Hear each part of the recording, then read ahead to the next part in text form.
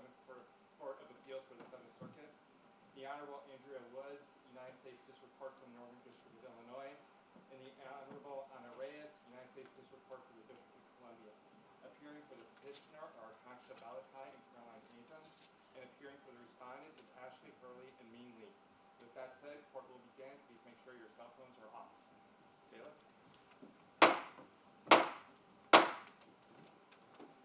The Honorable, the Chief Justice and Associate Justices of the Supreme Court of the United States. Oyez, oyez, oyez. All persons having business before the Honorable, the Supreme Court of the United States, are admonished to draw near and give their attention, for the court is now sitting. God save the United States and this honorable court.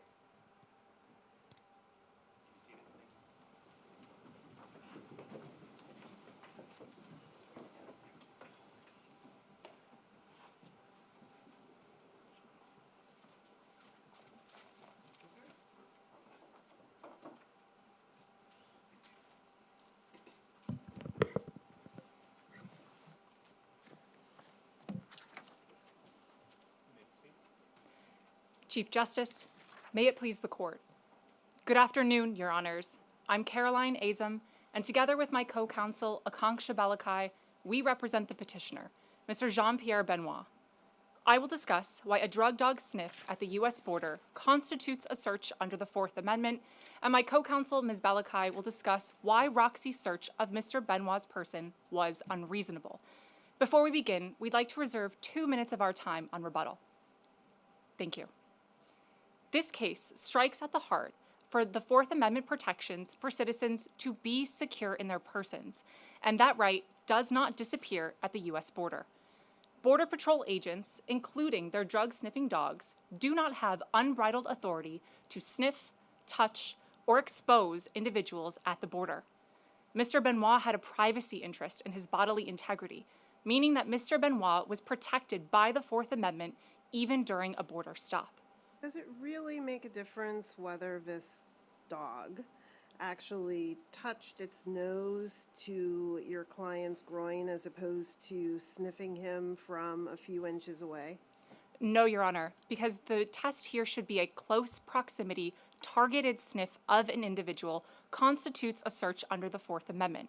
However, here, because there is touching involved, because the district court assumed that Roxy did touch Mr. Benoit with her snout, specifically in his groin area, that touching certainly constitutes a search under the Fourth Amendment. So you would make the same argument regardless of whether there was any physical touching? Because the touching, of course, is not what resulted in them finding the drugs here. The drugs were found from the sniffing. The drugs were not in the groin area. But you're saying it actually doesn't matter. That is correct, Your Honor, in the sense that the touching here is important for our case, because if there is touching, there is certainly a search under the Fourth Amendment. However, Your Honor is correct that the close proximity sniff itself would be sufficient to constitute a search under the Fourth Amendment. And we know this from the CATS test itself. The CATS test asks us it shows us whether the Fourth Amendment is implicated by asking whether an individual has an objective, reasonable expectation of privacy that society is prepared to recognize. Importantly, the court in Katz stated that the Fourth Amendment protects people, not places, and established that property rights are not the sole measure of the Fourth Amendment analysis here. It is important that the Fourth Amendment specifically enumerates protections for persons, meaning protections for individuals and their body, like Mr. Benoit. Can I just go back to something you said earlier? You said the district court assumed? That is correct, Your Honor. I thought the district court made a factual finding that there was a touching. Your Honor, as we can see on pages 6, 7, and 8 of the record, and as well on page 13, the 14th Circuit explicitly states that the district court assumed the touching for the purposes of the motion to suppress evidence. But that's a question I have for your colleague, because I'm not sure that's actually what happened.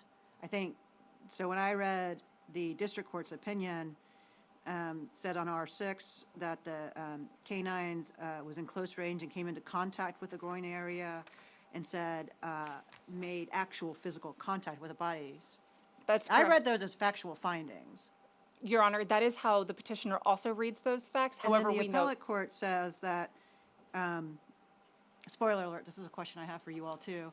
The appellate court said that the contact was quote unquote unintentional, but that was not in the district court's opinion. It was in the trial testimony, but how am I supposed to treat the district court's opinion? Your Honor, you are correct that the appellate court stated that the touching was unintentional. On page 13, the appellate court also notes that this was a factual assumption by the district court.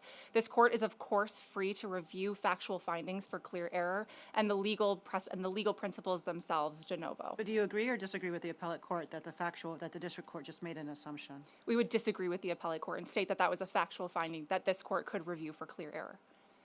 We can look at other cases as how this court has treated not just dog sniffs, but specifically treated those 4 categories specifically enumerated within the text of the Fourth Amendment. Namely, in Florida v. Hardines, this court stated that a drug dog sniff of the curtilage of a home constituted a search under the Fourth Amendment, in part because homes are specifically enumerated in the text of the Fourth Amendment itself. This logically follows that individuals like Mr. Benoit would also be protected by the text of the Fourth Amendment itself and the reasonable expectation of privacy in the Katz test. Your Honor, the reasonable expectation of privacy in one's person does not change at the border, although Your Honor is correct that the government has a strong interest in protecting the border, resulting in overall a reduced expectation of privacy at the border itself. We can look to cases like the Fifth Circuit's holding in Horton v. Goose Creek Independent School District, where that court explicitly stated in a public school environment where there is a reduced expectation of privacy as well, that certainly students themselves do not have a reduced expectation of privacy in their persons, despite the fact that there is a reduced expectation of privacy in things like their lockers and their vehicles in the school parking lot. Now, the school environment, the public school environment, is different than the border. The border does have a further reduced expectation of privacy. However, the Fifth Circuit and U.S. v. Kelly explicitly relied on their own holding in Horton to say that an individual crossing the U.S. border on foot, who was then sniffed and touched by a drug dog, that was a search under the Fourth Amendment, in part. How is this a search? You have a dog who is taken to a bus, sniffs at the luggage area, sniffs up to the floor, to the ceiling of the luggage area, floor of the bus, clearly indicating that the drugs are in the bus. The dog is going towards the back of the bus, towards the rest area, stops for a moment or stays a bit for a moment with your client, but then goes back and then comes back. Where in all of there was there a search? Your Honor, the search occurred when Roxy began sniffing close to Mr. Benoit's body, and then when she touched... Do you have a reasonable expectation of privacy that dogs aren't going to sniff around you? Because I have a dog, and let me tell you, anytime I walk him, because he's adorable, he's like a 5-year-old golden retriever, he sniffs everybody, and he bumps up to people, and he wants everyone to pet him, and people aren't, oh my God, you're invading my privacy.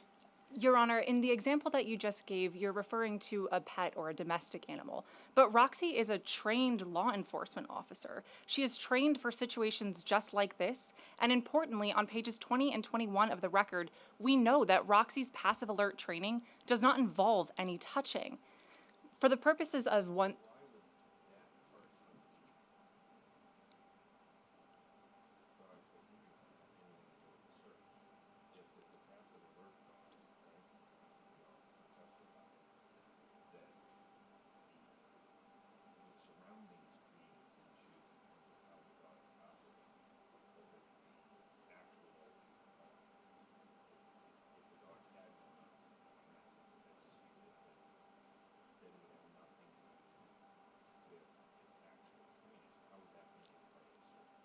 Your Honor, if I'm understanding your question correctly, you're asking about Roxy's behavior leading up to the search itself and how that bears on the search. Is that correct? I'm saying, so the dog was a passive alert dog. That is correct, Your Honor. The officer's point is that it wasn't making contact, it wasn't creating a scene. Sometimes it would sit, sometimes it would slow down. But no part of its training was to touch where the drugs were or to get that close to where they were. So if it wasn't something that was necessary for the dog to locate the contract, why is it part of the search? Your Honor, what you're highlighting here is very important, is highlighting what Roxy is trained to do and how in this instance she acted outside of her training.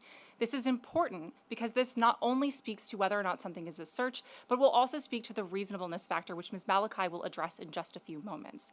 Roxy acting outside of her normal training to get, as you noted, close to Mr. Benoit and to touch Mr. Benoit is a search because that is an intrusion into Mr. Benoit's own body. A You physical. say it's enough that Roxy was close. How do you square that with the Place case, I believe, which deals with the very situation of sort of a non-contact search where dogs are sniffing around in the area? It seemed to be very important, both to the trial court and the lower appellate court, that there was contact here.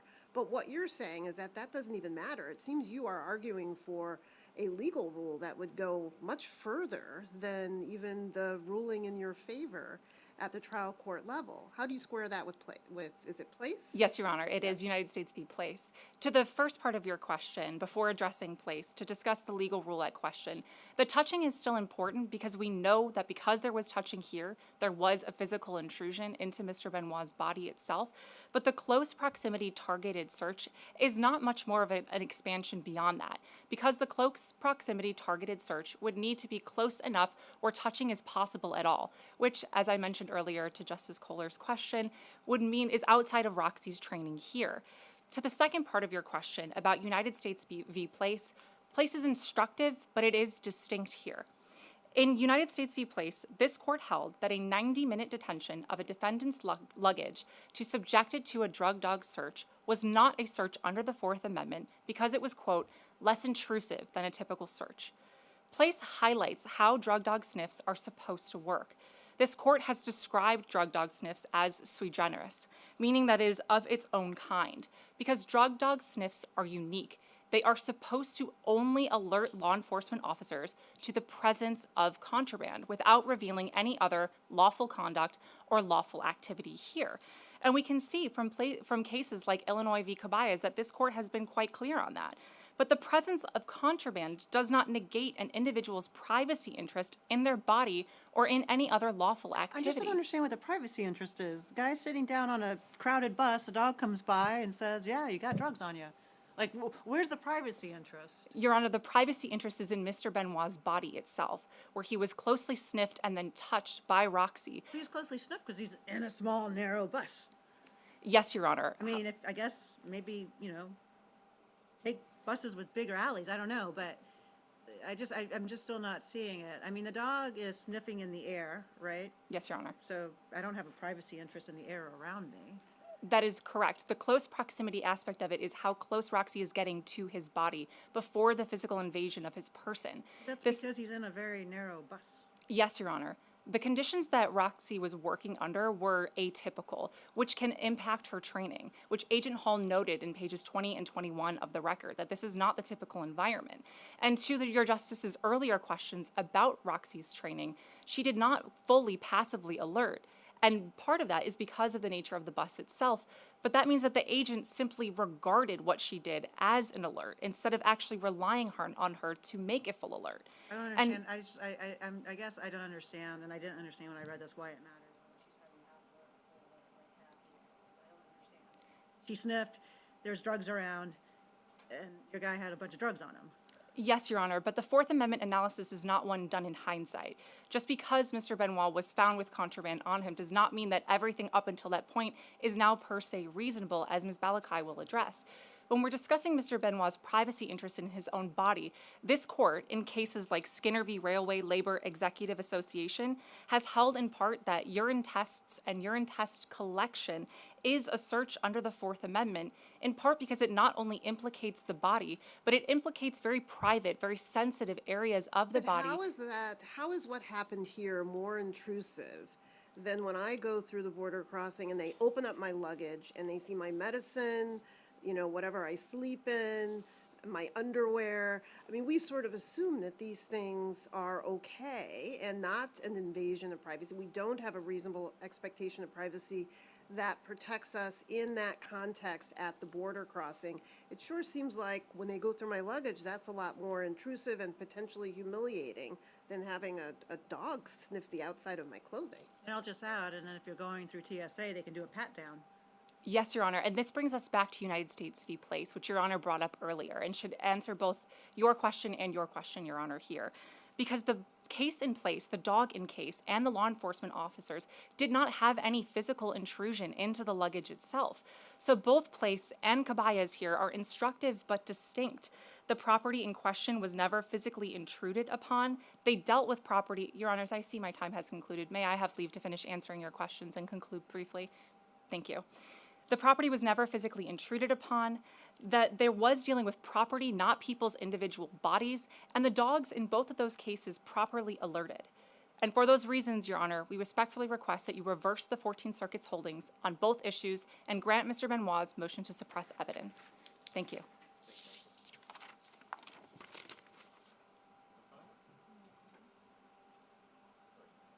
Sorry, go ahead. Petitioner Parker. You have one job. One And they have moment, two. Your Honors.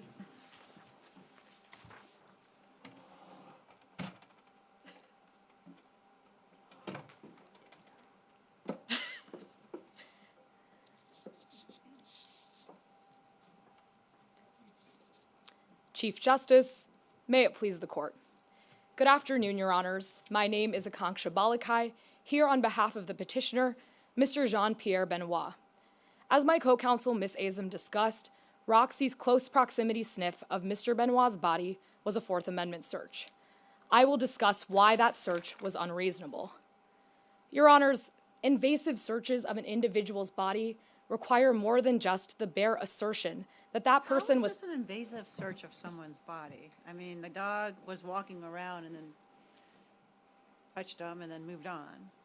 Your Honor, here the search was invasive because it made direct contact with Mr. Benoit's lower body and groin area. Well, are we just here, I mean, is this going to change on whether the dog sniffed or hit the lower groin? Like if the dog had hit his arm, we wouldn't be here? No, Your Honor, here the close proximity is key, and that's something that my co-counsel emphasized as well. So here the first question we have to look at is whether this was a routine or a non-routine search. What is a routine search? How do you define that? Your Honor, this court has never defined what a routine search is, How but... should we define what a routine search is? Your Honor, here the key is what is a non-routine search. So this court has never explicitly stated what a routine search is, but it's delineated between routine and non-routine searches in its decisions in United States v. Montoya de Hernandez and United States v. Flores-Montano. So we can look to Flores-Montano in particular for some guidance on what might be routine versus non-routine. So in Flores-Montano, this court explicitly rejected creating complex balancing tests to decide what may be routine or non-routine. But what it emphasized in that case was that the disassembly of a gas tank, for example, could not be considered non-routine because it didn't trigger the same privacy and dignity concerns that invasive searches of the body did, and therefore didn't warrant a higher level of suspicion. So what we're looking at here is an invasive search of the body. If that person-property distinction is at the key of what makes Is that what makes it routine? I guess I'm looking for a rule of law that, as the Supreme Court, we can articulate as guidance for courts of appeals and district courts in the future so that we don't have a bunch of repeat cases. Is there a rule of law that you're in a position to advocate for today? Yes, Your Honor. So here we would say a close proximity, targeted dog sniff of an individual that could reasonably result in physical contact with that individual's body is a non-routine search. That is what happened here. So, Risk into a non. Your Honor, here the government may try and analogize this to a pat-down or a frisk, but there are some critical differences between a pat-down and an invasive dog sniff. So the first one being, and I don't mean to sound obvious here, but the biggest difference would be that a person conducts a pat-down. So when a person approaches an individual, and we can look to TSA's guidelines for passengers that are traveling as to what they may expect when a pat-down occurs, they're meant to communicate with the individual and tell them that what they are going to do to their body and provide them with the opportunity to explain if they have any medical conditions. So that line of communication entirely dissipates when a large animal is the one conducting the What does that search. have to do with whether or not a search is routine? Your Honor, here the distinction would be if this court were to decide that a pat down is routine. The difference here is that this is a non-routine search because what happened is highly invasive because there isn't the ability. So it's non-routine because it's invasive, but doesn't that just collapse the two areas? No, Your Honor, not necessarily. The invasiveness here is specifically about the privacy and dignity interests that Mr. Benoit had in his body. So to an extent, yes, there is overlap between what makes this non-routine and what makes it a search. However, that doesn't change the fact that given this court's precedence in specifically Flores-Montano, that distinction between privacy and a property and a person are critical to what makes a... And going back to Judge Wood's question, I mean, maybe I'm just thinking about this too simply, but you have a bus that's crossing the border, and you have immigration officers with a dog searching the bus. What is not routine about that? It seems like that's probably a thing that's happening as we speak at some border somewhere. Your Honor, so if we're just talking about the exterior search initially of the bus, that could be considered non-routine based on, as Justice Wood pointed out earlier, this court's decision in United States v. Place, for example. And once the dog is on the bus, its general search of the bus could also be considered routine. However, what's critical here is the distinction between that general search of property and the specific highly invasive search of Mr. Benoit's body. And this then, when we're talking about specifically the fact that the dog was on the bus and working in unfamiliar conditions, brings us to the fact that there wasn't reasonable suspicion for this non-routine search either. So specifically what happened here is that Roxy boarded the bus, began sniffing around Mr. Benoit and under Mr. Benoit's seat, and then began sniffing his body. So what is...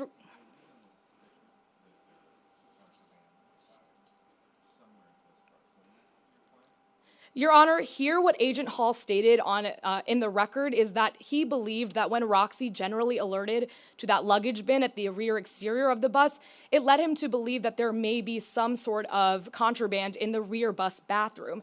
However, we can look to this court's decisions in Ibarra v. Illinois and United States v. D. Ray to show us that that general suspicion to the back rear of the bus is not the same as the necessary particularized and objective basis to constitute reasonable suspicion of Mr. Benoit. The guy was also sweating profusely and looking kind of nervous and furtively.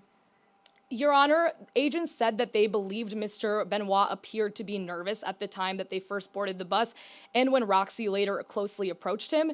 But the distinction here is that travelers can look nervous for many reasons because they're traveling at the international border, or here later on because Mr. Benoit was being approached by a very large, unfamiliar dog. Or because he had a bunch of drugs on him and a bunch of cops are like closing in. Your Honor, I certainly take your point. However, here, as my co-counsel stated, this court has counseled that we should not look at reasonable suspicion in hindsight. That's from Terry v. Ohio. Rather, How is that hindsight, though? An officer has a dog who said there's drugs in this area, and then the officer's looking around, and there's this guy, you know, sweating, and the cop's like, and then the dog goes there, and the cop's like, you. Your Honor, I understand your characterization of the facts here, but I'd like to point out specifically something you said about the dog alerting here. So the key here is that Roxy never properly indicated to Mr. Benoit. As Justice Kohler pointed out earlier, while the dog did generally alert to the back rear of the bus, and then once on the bus began sniffing around Mr. Benoit, it's key to note here that Roxy has a two-phase alert system. So what that means, and when she completes both phases, that's considered a passive alert. So the first part of that alert phase is where she begins to sniff around, she becomes very excited, her heart rate becomes elevated, and then once she indicates, she stops, sits, or stands, and stares at the source of the odor. Didn't the officer give a reason for that?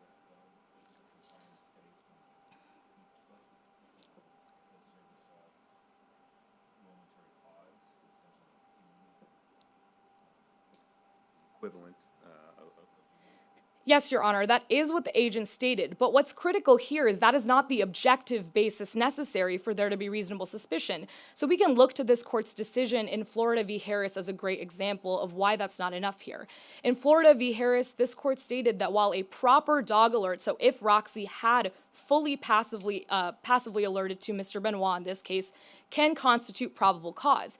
However, even if Roxy had fully, properly alerted, Florida v. Harris instructs that probable cause finding can be undermined if, for example, the dog was working in unfamiliar conditions. So here, the fact that Roxy was working on a bus in cramped conditions actually runs against any finding that her momentary pause or ambiguous behavior should be considered a proper alert. That's entirely based on Agent Hall's subjective determination and not based on her objective training. Does your position take into account the fact that borders are just different? I mean, we're talking about national security interests. We're talking about the fact that once somebody crosses the border, by the time you try to, get a warrant, conduct investigative steps, they could be anywhere in the country. It seems that those legitimate interests in being able to conduct these types of searches, whether they're routine or non-routine, needs to be taken into account. Absolutely, Your Honor. We completely agree, and we're sure that the government will emphasize its substantial interests at the border. That is, there's not a question here about that. However, the key is that Is there more leeway for a border agent than there would be for a police officer with a drug-sniffing dog walking through a crowd on a corner in Chicago? Your Honor, the leeway here would be the fact that the border search exception in and of itself, first, allows for many types of routine searches to be conducted without a warrant or without suspicion. Then once a search is non-routine, still all it requires here is reasonable suspicion. So that is a lower standard than whether or not the search is routine change based on the location and the fact. In other words, are there searches that you would concede are routine at the border that would not be routine if they were conducted in a football stadium in Champaign? Your Honor, likely not. So if we look at, for example, a pat-down could be considered routine at the border for many reasons, but if, say, we were at a football stadium in Champaign, a pat-down may only be acceptable if there is reasonable suspicion beforehand to believe that an individual has some sort of weapon on their body. But here in this case, if this court were to determine that a pat-down was routine, there would be no suspicion required. There would be no warrant that was required for that action to be justified. Only non-routine actions require some level of suspicion, and here what happened was a non-routine search. So what we have here is Roxy alerting to the general back of the bus, then boarding the bus, sniffing around Mr. Benoit under his seat, but never clearly indicating to him.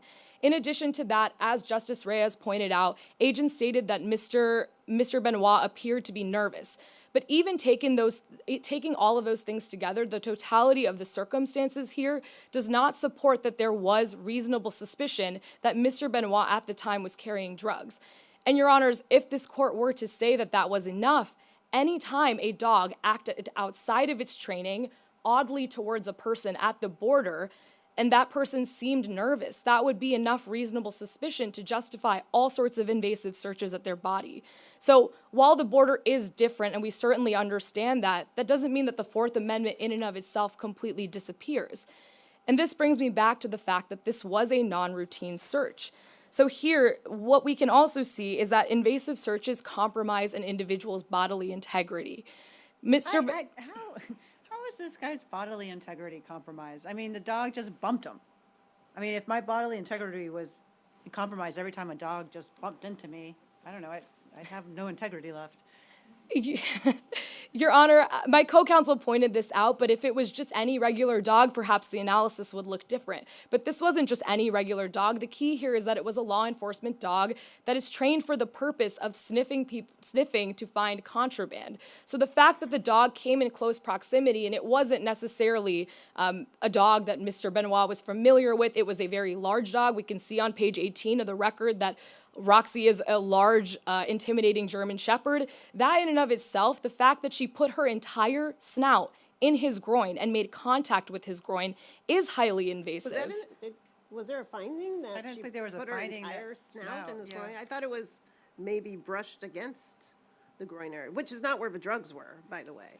So, Your Honor, while the government may try and characterize this as just a brushing, the record is not necessarily clear on exactly what the extent of that touching here was. But in order for her nose to have made contact with his groin, all I meant to say was that her snout had to be in that general area. So that much we know is that there was a touching here. And though the government may say that that is to an extent a contested fact, Agent Hall himself never expressly stated there was no touching. His words on page 21 of the record were, if there was a touching, it was incidental.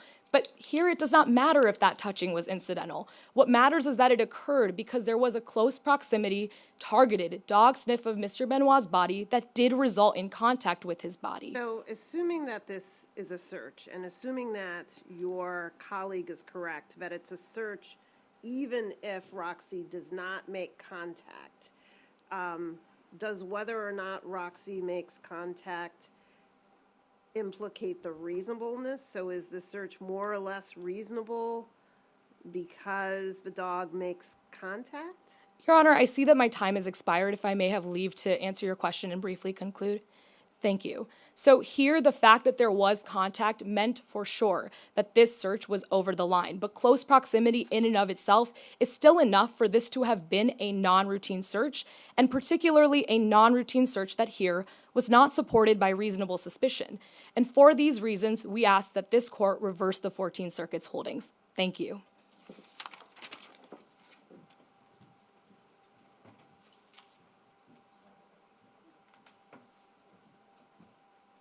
Teach an old dog new tricks.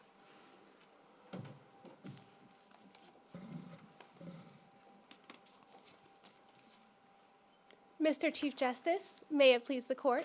My name is Ashley Hurley, and I'm here today on behalf of the United States. I'm joined by my co-counsel, Ming Lee. I will address issue 1, why Roxy's sniff was not a Fourth Amendment search, and Ms. Lee will address issue 2, why the government's conduct was reasonable. The case before this court today is not extraordinary. The petitioner attempted to cross the United States border, and when he arrived at the Border Patrol checkpoint, while aboard a 13-passenger party bus, Border Patrol agents conducted a routine inspection. During the government's time today, the United States will show that Roxy's sniff did not implicate the Fourth Amendment because it did not infringe a reasonable expectation of privacy. To that end, this court should affirm the 14th Circuit for 3 reasons. First, the petitioner was not... So could the officers have just come on the bus and done a pat-down of everybody on the bus? At the border, Your Honor, there are significant relaxed protections when it comes to the Fourth Amendment and different border exceptions when it comes to searches. So if the agents had possibly reasonable suspicion, they may have been able to, because Roxy did give a search outside of the party bus. So agents then had reasonable suspicion that there were drugs located on the bus. But is it essential then to whether or not the officers can go further or could have gone further with respect to Petitioner Benoit, that they already had the alert from the dog? Or is this a case where we're at the border, you don't have a reasonable expectation of privacy anyway, we could just come on the bus and pat everybody down if we wanted to? Your Honor, Border Patrol agents still when acting under their congressionally delegated role, still should act within the confines of border exceptions and the Fourth Amendment. So they couldn't do anything that was, frankly, unreasonable. And my co-counsel Ming Lee will also address that fact as well about the reasonableness when it comes to Customs and Border Patrol officers. And to that So that end, would be a search, because it would have to be reasonable. If they were going to do a pat-down, you would concede that would be a search. That would have to be reasonable. When the dog touches the person, sort of a dog muzzle pat down, that's an inspection? yes, Your Honor, a pat down is a routine border search that does require reasonable suspicion. However, a dog sniff is not a search for 3 reasons. The petitioner in this case was not, if we look at Roxy's sniff in particular, the petitioner was not intentionally touched by Roxy. Well, how do we know, the I mean, Rox- let me sort of get back to that point, because sometimes appellate courts just throw out facts and ignore the hard work that the district court has done to compile the facts and figure out the facts and write down the facts. So the appellate court here said, oh, it was an incidental search. But that's not what the district court said. And the appellate court, I mean, our review of the district court's opinion is supposed to be on clear error review. And to me, the appellate court never explained where it got this incidental from. So can you say that it was an incidental search? I think we have to take the district court's factual finding that there was a touching and not add a gloss that it was incidental. Yes, Your Honor. We can say that this was an incidental touch. In United States versus Ornelius, this court held that under de novo review, facts and inferences drawn by law enforcement are entitled to deference. Therefore, the 14th Circuit did act within its discretion when it found that the contact was accidental. This is in line with what the federal agents said on page 13 and page 20 of the record, that one, they did not see Roxy touch the petitioner's groin, and if there was contact, it was accidental. Now, what is clear in the record is that Roxy Can we wasn't. focus on contact? Say there's no reasonable suspicion. Okay, so all you have is suspicion. Are you saying that any contact, dog, person, big dog, small dog, any contact,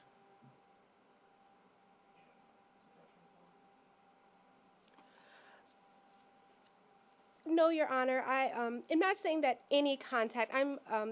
Today, in regards to Roxy sniff and a contraband detecting sniff at the border, since Custom and Border Patrol canines are passive alert trains, any contact that they make with an individual is accidental, and that is apparent on page 20 of the record, where Agent Hall stated that passive alert dogs are trained to avoid intrusion and disruption.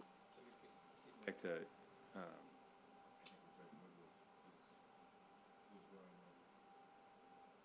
without reasonable suspicion. What's routine, what's not routine?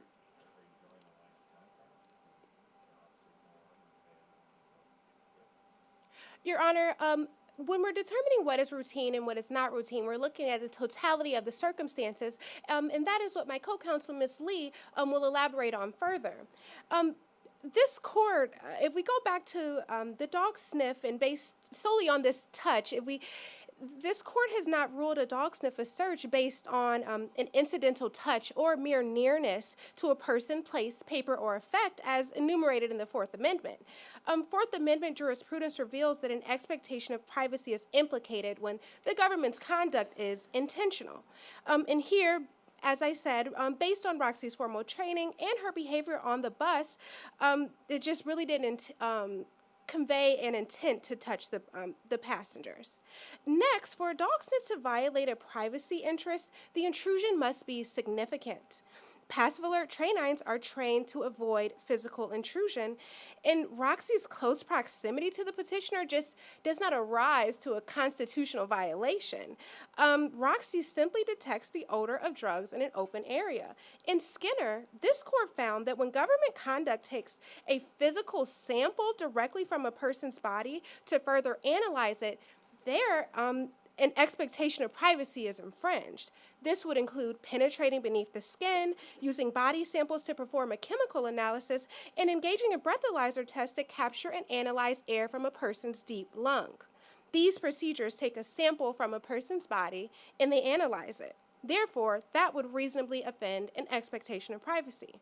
However, the Fifth Circuit... Do you think that when people get on bus, like, I don't know, if I were to get on a bus and a big German, I would not expect that a big German Shepherd at some point was going to be sniffing all around me and putting his nose on me. And I would expect that I would have the right not to have a big German Shepherd dog all on me, right? Yes, Your Honor, it may be a shock if a if a contraband detecting canine walked onto a party bus due to the limited confines. But however, expectations of privacy, are reduced at the borders. There's a diminished expectation of privacy at the border simply because a sovereign nation has the right to patrol its borders. This is a fundamental principle of international law, and it's reflected in Article 2 of the United Nations Charter. This is why this court ruled in Ramsey and Flores Montano and Montoya that expectation of privacy is reduced at the border. What is not permissible inland may certainly be permissible at the border. For example, in Flores Montano, the court found that border agents didn't even need reasonable suspicion to disassemble a gas tank, despite the obvious intrusion. In Montoya, this court found that that border agents could hold a suspect for 16 hours based only on reasonable suspicion. My co-counsel will elaborate on the border exceptions, but the takeaway here is that since TSA agents don't need a warrant to conduct a dog screening at the airport, Border Patrol agents shouldn't need a warrant to conduct a canine sniff. Petitioner's expectation of freedom from a minimally intrusive canine sniff at the border was simply not reasonable.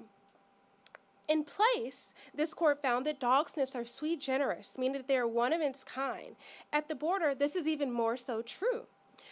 They are virtually the only way that Custom and Border Patrol agents are able to detect the presence of hidden contraband without further embarrassing, inconveniencing, and intensely intruding on every cross-border traveler. Therefore, society is prepared to recognize that Border Patrol agents may conduct dog sniffs without a warrant because they avoid unnecessary delays. And moving on to my next point, the long-standing tradition of government oversight at the border also places society on notice of a reduced expectation of privacy. Petitioner could not justifiably rely on the privacy interest of his body to keep contraband hidden that he had taped to his body. Well, but, I mean, your privacy rights and your Fourth Amendment rights don't disappear at the border. I mean, they still exist as of 2 minutes ago at the border. And so you certainly have the right and the expectation that, for example, a police officer isn't just going to get on the bus and start frisking every single person down, right? I'm not sure that putting a dog, a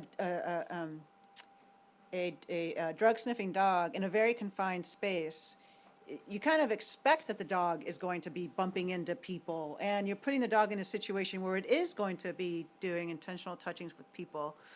So don't you have a reasonable expectation that that's not going to happen? Your Honor, there may be a reasonable expectation that that is not going to happen, and the government's position today is not that all privacy rights are just totally taken away at the border. It's that privacy rights are slightly diminished at the border. And in this particular instance, when Roxy came onto the bus, it was really as a matter of convenience for all 13 passengers to avoid additional delays, because when Roxy made that first sniff, the first alert outside of the party bus, agents then had reasonable suspicion to unload all 13 passengers and take a thorough investigation of the bus to locate the source of contraband. However, the agents in that instance made the decision to see if they simply brought Roxy onto the party bus, led her to the bathroom, then they could locate the source of the drugs, and at that point.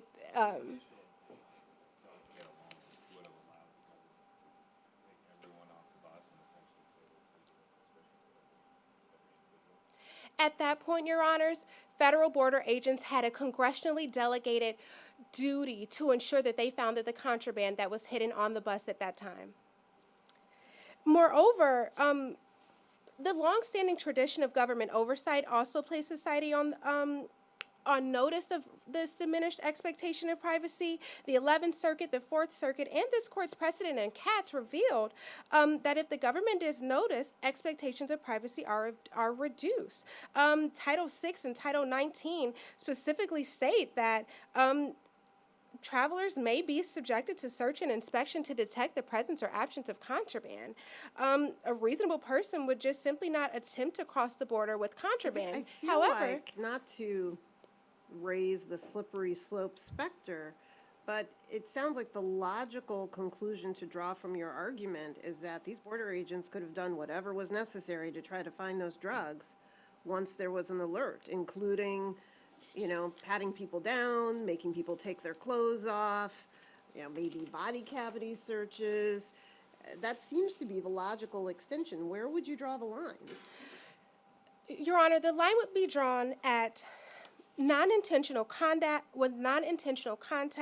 minimally intrusive methods, and if the sniff of a dog is narrowly targeted. Roxy sniff And is was that the definition, maybe to put this more squarely within your question, topic 1 as opposed to topic 2? What is a search in your view? What is a search and what is not a search? If I'm trying to train the border agent, here's what you are able to do without reasonable suspicion. What falls into that category? Yes, Your Honor. As established in Katz v. United States and its progeny, the Fourth Amendment is implicated when government conduct violates an expectation of privacy that society is prepared to recognize as reasonable. So sticking with Judge Wood's question for a second, the agent might not know right away. This is what I think society. So where is that law? What do you tell the agent they can and can't do? Where does the law at the border between the search? Your Honor, the agents would not be able to let a contraband detecting dog touch and intrude on each person they passed. Here, Roxy passed 12 other passengers before she made an alert at the petitioner. We would also inform border agents that their sniff should be narrowly targeted, and this is already embedded in the training for passive alert dogs, or they are trained to only detect the presence or absence of narcotics such as marijuana, cocaine, fentanyl, and heroin. And lastly, border agents, even though they are acting at the border where there is a reasonable expectation of a diminished expectation of privacy, they thank you, Your Honors. They should just ensure that their conduct is reasonable, as my co-counsel Ms. Lee will explain. For those reasons, Roxy sniff was not a search, and this court should affirm. Thank you.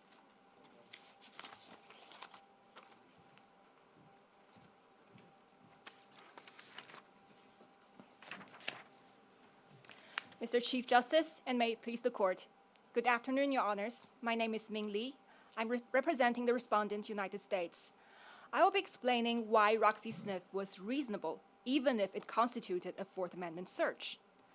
Your Honors, this case took place at the international border, where the government's interest to protect this nation from contraband is at its highest, whereas a drug smuggler's expectation of privacy is at its lowest.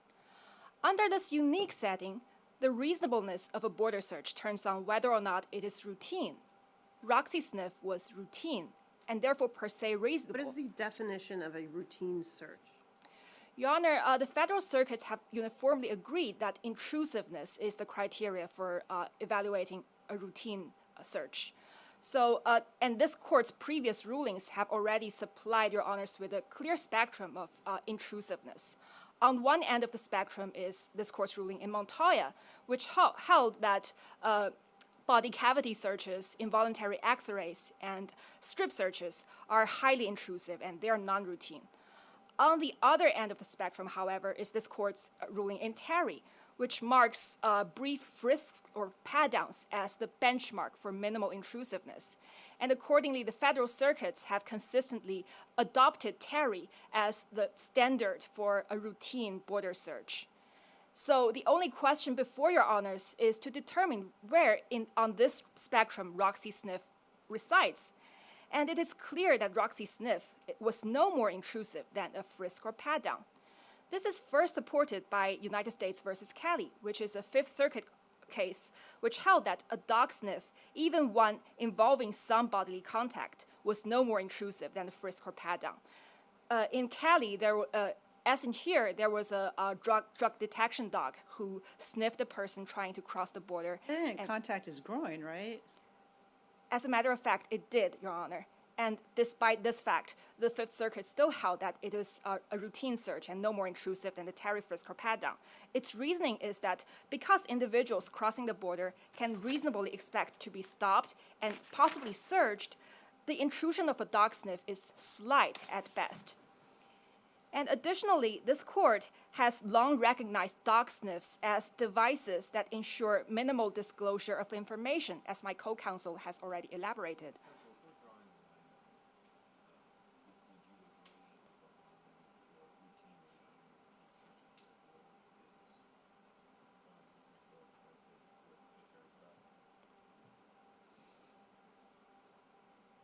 Your Honor, if I'm understanding your question clearly, are you saying that So if something is a Terry stop, and it occurs, Your Honor, the federal circuits have uniformly agreed that a Terry stop occurring at the border is a routine search and therefore does not need reasonable suspicion, and is reasonable simply by virtue of the fact that the person being searched is trying to cross the border.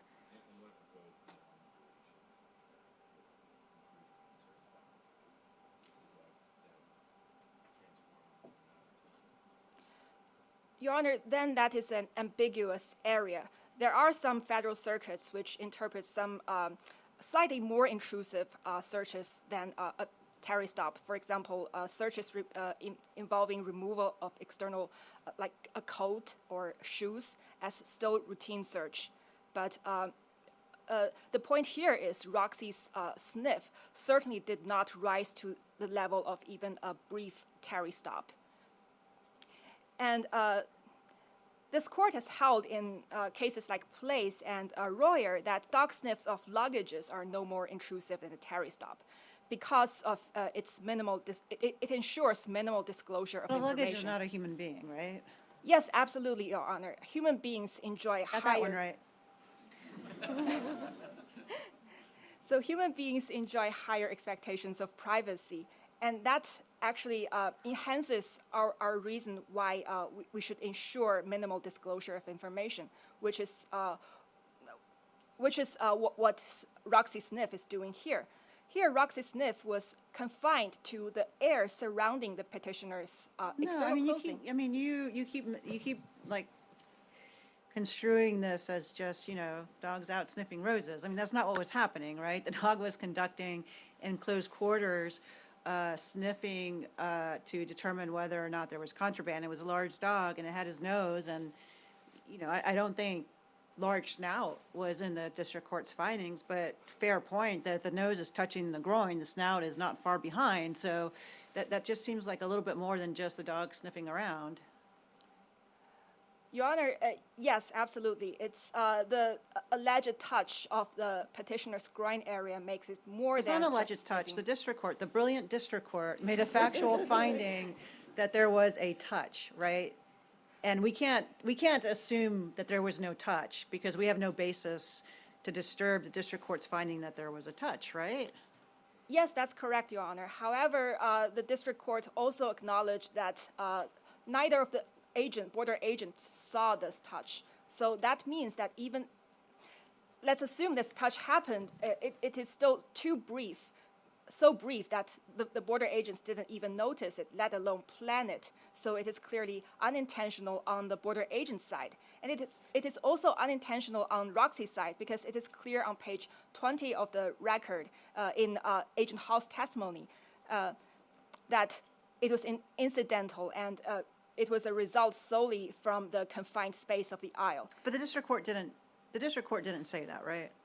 Yes, that's correct, Your Honor. This district court is silent on whether or not it was intentional. However, Agent Hall was an expert in Roxy's training, and he had first-hand perception of what Roxy did on that day. It's so odd because if it were an officer, you could have a suppression hearing. You put the officer in the stand and say, "What were you thinking when you touched my client?" Can't do that with Roxy, right? We don't actually know whether Roxy was trying to touch the person or not because Roxy's not going to testify on the stand. That's just completely speculation. That's definitely correct, Your Honor. However, we should also delegate some weight on Agent Hall's testimony that I guess what I'm really wondering is, based on your position, it's not clear to me why the officers were bothering with the dog at all. It sounds like they could have just come on the bus and actually frisked everybody on the bus from the get-go, which actually might have been more effective at finding the drugs, given that the drugs were actually strapped to the person. You could touch the person and feel where the drugs were. Would that be okay? I mean, could they have just gone in and done a pat-down of everybody without taking the dog through the bus? Would that have been reasonable? Would that have been routine? Your Honor, according to the Federal Circuit's uniform holding, yes, a Terry stop of an individual would be a routine search. However, when the Terry stop just rises to the level of all the passengers of the bus, the scale of this kind of group Terry-style frisk or pat-down would add to the intrusiveness of that search. But that would not be routine, because I think your position was, if it's a routine search, then you don't need the individualized. Yes, that's suspicion. correct.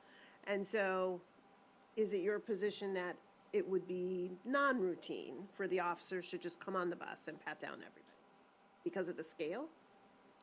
Yes, Your Honor. Although there are no clear case laws in this regard, still a common sense inference would weigh on the side of non-routine. However, the point here is Roxy's sniff does not rise to this kind of level of intrusiveness. It doesn't even rise to the level of intrusiveness entailed by a routine, ordinary Terry stop of an individual.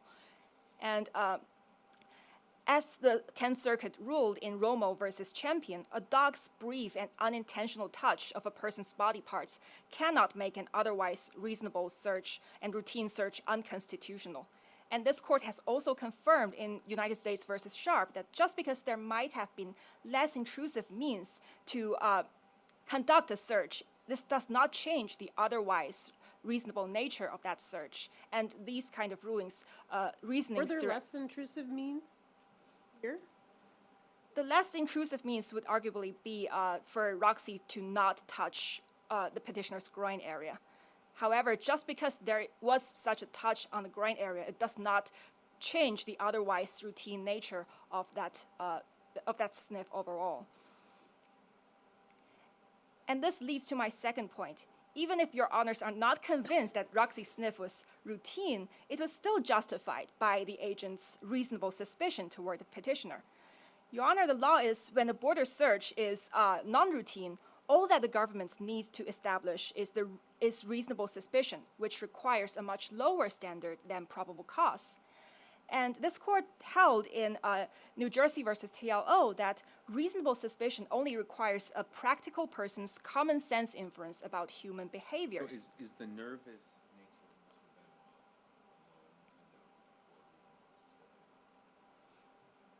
of Mr. Benoit Not necessarily, Your Honor.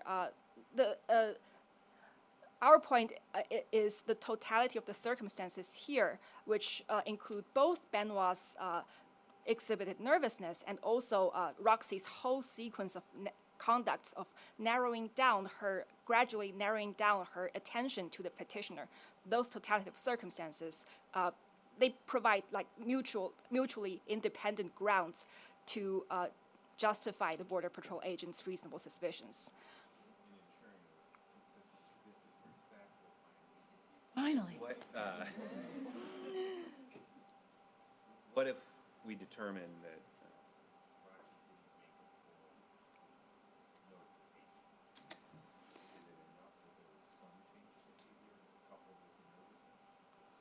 Yes, Your Honor, even if this court were to rule that there were no full passive alert, still the totality of the circumstances clearly shows that the border agents have reasonable suspicion. Well, why? They have somebody who's nervous on a bus. I assure you, when I cross the border, I do not have drugs on me. But if I'm on a small bus and immigration officers are coming towards me and there's a big German Shepherd coming my way, I'm just naturally going to get nervous, right? I think most people do.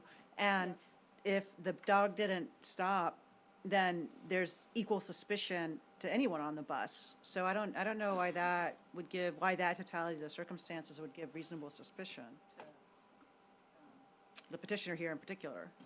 Your Honor, allow me to break down the totality of circumstances step by step. First, let's concentrate our attention to Roxy's conduct as a whole.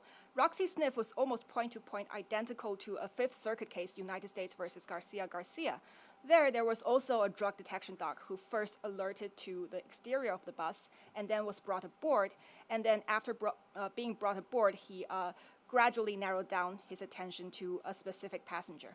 And the Fifth Circuit held that this kind of progressive narrowing in procedure supplied reasonable suspicion.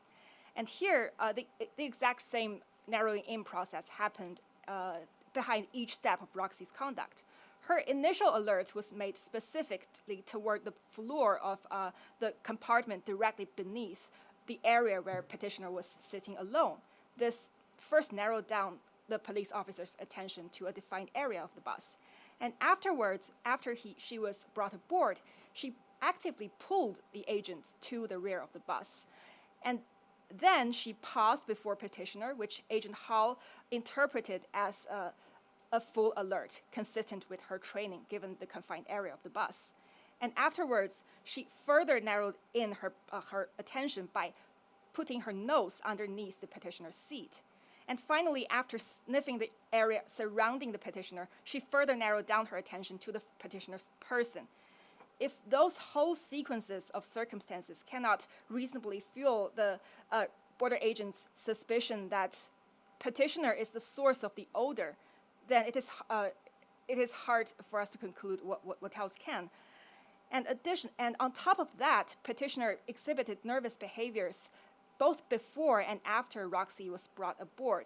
And as we can see on page 12 of the record, the agent specifically testified that these nervous behaviors, put them on high alert. And this is further supported by this court's ruling in Royer and the Ninth Circuit ruling in Nixat, both of which stress that nervous behaviors can be a ground for reasonable suspicion. So it's this totality of the circumstances that fueled the Border Patrol agent. Part of the totality of the circumstances is that dog. A lot of people are scared of dogs. A lot of people are allergic to dogs, just uncomfortable around dogs. Why should a reasonable officer look at somebody who's nervous when a large, strange dog comes towards them as being indicative that there's potential illegal activity, as opposed to, I'm just scared of this large, strange dog, or I'm allergic to dogs and now I'm going to break out in hives if this dog touches me? Yes, that might certainly be true, Your Honor. However, the petitioner exhibited nervous behaviors even before he saw Roxy. Your Honor, I see my time has concluded. May I have time to conclude? So petitioner have suffered some unpleasantness from the whole process. We're not going to deny that. However, allow me to remind Your Honors that the defendant in Montoya have suffered strip search and painful detention for 16 hours, during which she had to strain her bowel movement. And this court still upheld all these treatments based on reasonable suspicion alone. And here, there's less indignity and equally solid reasonable suspicion. And for those reasons, we ask this court to affirm. Thank you.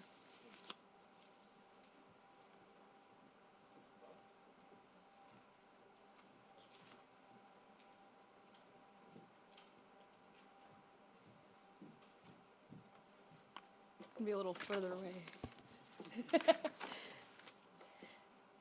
Your Honors, just one point on rebuttal.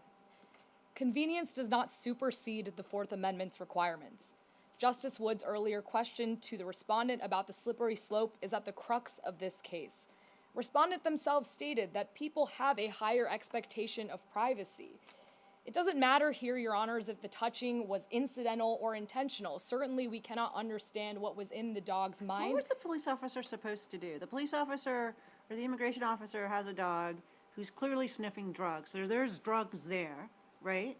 And is looking at or near a specific individual. What was the immigration officer to do?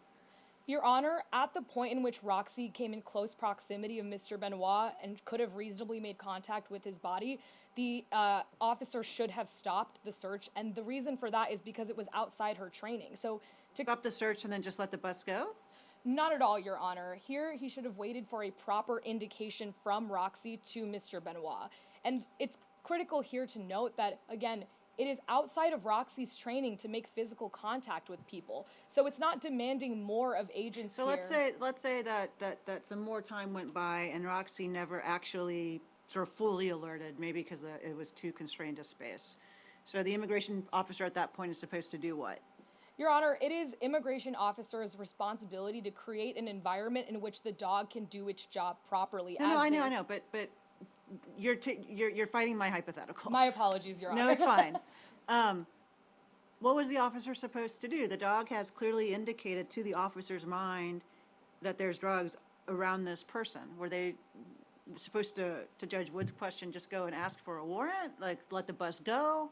Your Honor, here, first we would say that there was not a clear indication to Mr. Benoit. There was a general alert to him. But to your question, Your Honor, here perhaps the proper procedure would have been to have everyone on the bus, if safety allowed, if I may conclude answering your question, Your Honor, remove themselves from the bus, do a proper search of the bus to ensure that there wasn't contraband on the bus, and then, if necessary, do additional searches of the passengers, because then there would have been more reasonable suspicion to believe that the contraband was on a passenger. And at that point, could they have lined up the passengers outside the bus and just had Roxy go person by person and sniff the air around them until she had a proper alert, or not? Your Honor, to your point, if the dog was sniffing the air around them, that may have been perfectly acceptable. The issue would If have they been get really close, just right up next to the person but doesn't touch. once the for each dog person. is conducting a targeted close proximity search of an individual, that is non-routine. However, if reasonable suspicion allowed, that still could have been a permissible search. In this case, because of the circumstances in which Roxy was completing this search on the bus, where it was cramped, where she couldn't properly alert, Search, or did they then pat down your client and find drugs? Your Honor, here what happened was that Roxy's initial search would have ostensibly created reasonable suspicion for the officer to then lift Mr. Benoit's search. So that is what ultimately revealed the drugs. However, Roxy's behavior itself was still a search. It was just the first search that occurred here, and then the lifting of the search could have been cabined as a second search of Mr. Benoit's body. If Your Honors have no further questions, for these reasons, we request that this court reverse. Thank you. All rise.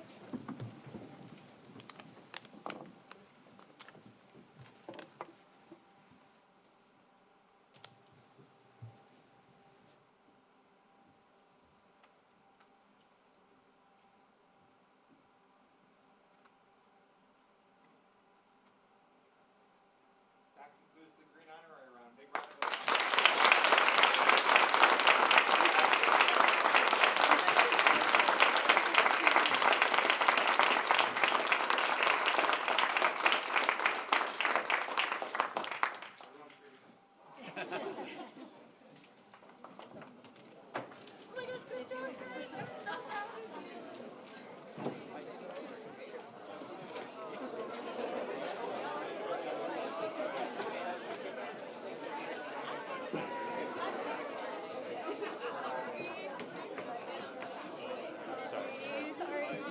Ashley, Ning, fantastic work. You both crushed it. Really, really good job. Very great. Of course.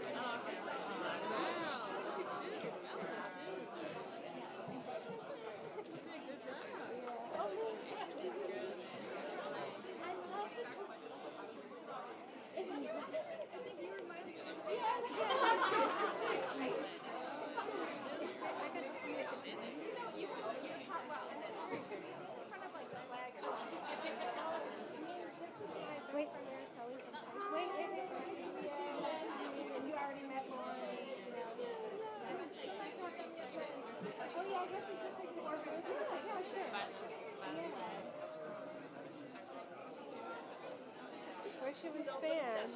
Maybe we just stand right here? Oh, great. Oh, are you waiting for me?